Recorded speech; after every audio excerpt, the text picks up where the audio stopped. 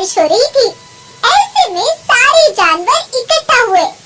तब उनमें से एक भैंस बोली, अरे भाइयों, पिछले कई दिनों से बारिश रुकने का नाम नहीं ले रही। क्यों ना हम पास वाले जंगल से गरिमा गाय से कहानी सुनने चले।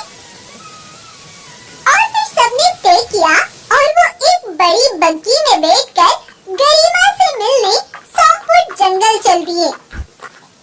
गरिमा बहन, बरसात के इस मौसम में हम सब तुमसे कहानी सुनने आए हैं। अरे तुम सबने बहुत अच्छा किया। मेरा भी आज अकेले मन नहीं लग रहा था। तो भाइयों, ये बात है उन दिनों की जब लीला शेरनी ने घंघोर बारिश के होते अपने बेटे को जन्म दिया। हेलो फ्रेंड्स, लीला का बेटा गोल्डन शेर था। वो एकदम अनोखा था। अरे लीला, हमारा बेटा सबसे अनोखा है। हमारे लिए ये ध्रुव तारे के समान है, इसीलिए हम इसका नाम ध्रुव रखेंगे।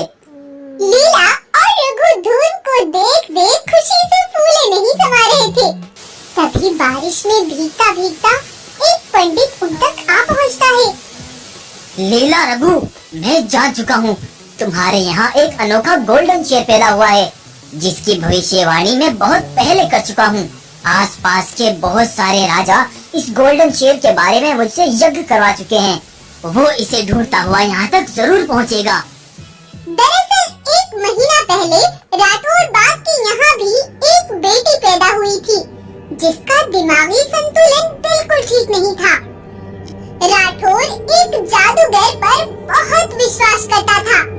तभी वो अपनी बेटी को लेकर जादूगर के पास गया। इसका इलाज ना किसी वैद्य के पास है और ना किसी गुरु के।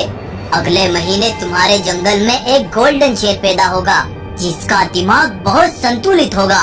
और अगर अपनी बेटी को स्वच्छ देखना चाहते हो तो किसी भी तरह करके उस गोल्डन शेर का दिमाग तुम्हें अपनी बेटी को खिलाना होगा।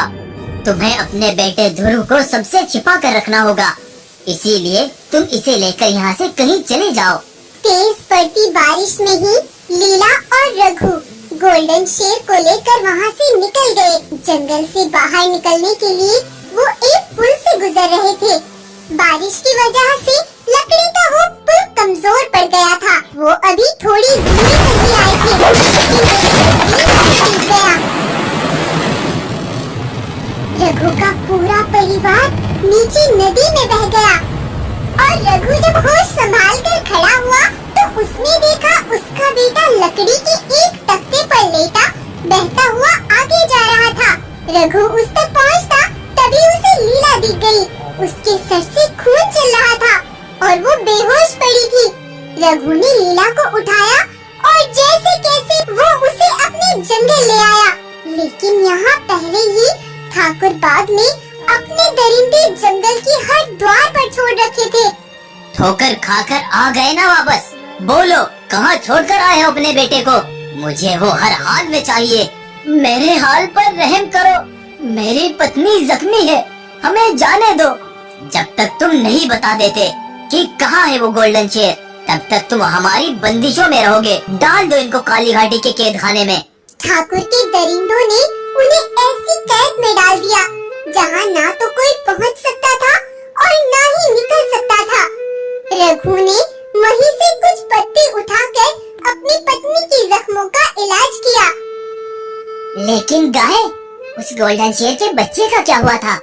क्या वो मर गया था? अरे नहीं नहीं, वो मरा नहीं था। शायद प्रकृति ही नहीं चाहती थी कि वो मरे। वो लकड़ी के उस तख्ते से बहता बहता जा रहा था। वहीं एक गाय पानी पी रही थी। इतना छोटा मासूम अकेला बच्चा आगे जाकर अगर किसी पत्थर से टकरा गया तो मर जाएगा। मुझे इसे बचाना होगा। तब गाय नदी में चली गई और गोल्डन शेर को वहाँ से निकाल लाई। तब गाय ने ही उसे पाला। इधर गाय उस गोल्डन शेर की परवरिश कर रही थी तो उधर रघु और लीला ठाकुर बाग कैद खाने में थे। ठाकुर से उन्हें एक वक्त का भोजन देता और उन पर बड़ा जुल्म करता। अभी भी वक्त है, बता दो कहाँ छोड़कर आए थे उस गोल्डन शेर को? नहीं तो बची हुई जिंदगी भी तुम्हें इसी कैद खाने में गुजारनी पड़ेगी।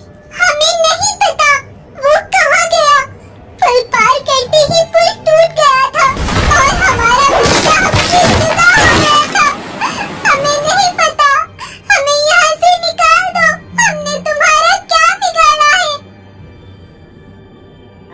लेकिन ठाकुर को उन पर बिल्कुल दया नहीं आई और वो आज भी उन्हीं की कैद में है। गरिमा बहन, ध्रुव के माता पिता क्या वही तो नहीं जो हमारी काली घाटी की कैद में है? भालू ये पूछ ही रहा था कि तभी गोल्डन शेर वहीं आ पहुंचा, जो कि अब जवान हो चुका था। भाइयों, ये गोल्डन शेर कोई और नहीं, वही ध्रुव है।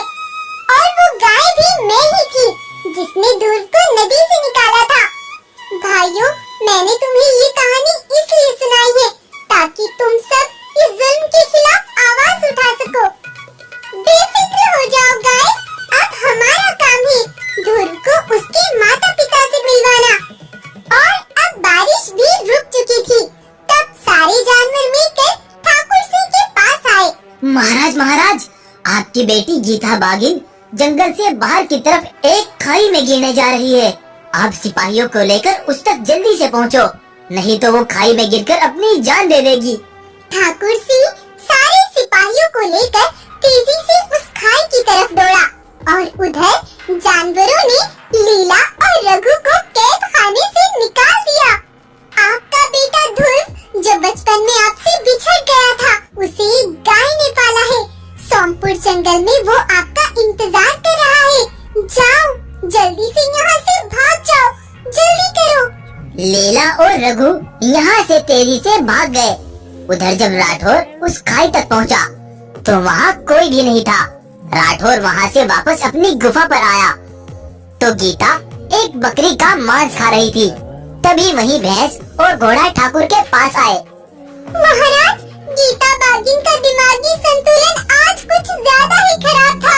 जब आप गीता बागिन के पीछे उसे पकड़ने गए, तभी वो दूसरे रास्ते से वापस लौट आई और तेजी से जाकर उसने वहाँ के उन शेर शेरनी को खोल दिया और वो दोनों यहाँ से भाग गए। तुम सब कहाँ मर गए थे?